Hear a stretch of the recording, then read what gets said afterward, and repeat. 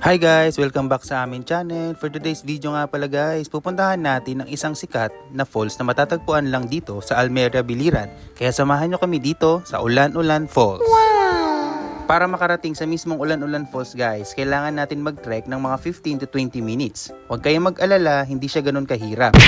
Pero siguraduhin nyo nakasuot kayo ng tamang tsinelas o sapatos kasi medyo madulas ang daan pag tag-ulan. Oh, yes. Trivia lang guys, kaya siya tinawag na Ulan-Ulan Falls kasi yung bagsak ng tubig sa sobrang lakas, gumagawa siya ng mist na parang umuulan sa paligid. Kaya mas mabuting ingatan nyo, di mabasa ang cellphone or camera nyo. Oh yes. At ang height ng Ulan-Ulan Falls guys ay halos 25 to 30 meters yung tubig. Sobrang lamig, parang galing sa ref.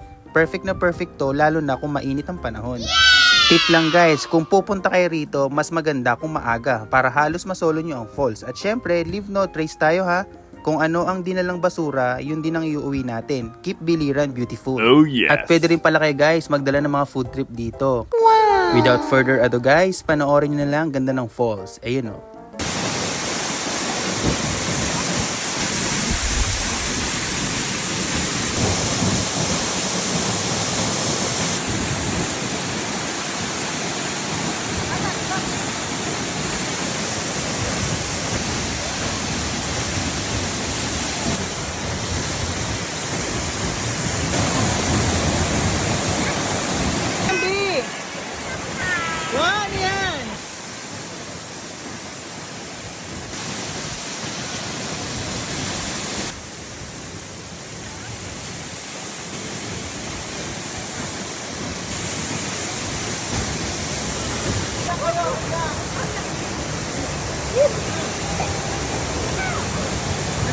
Yun lang guys, kita kita sa next video. Bye bye!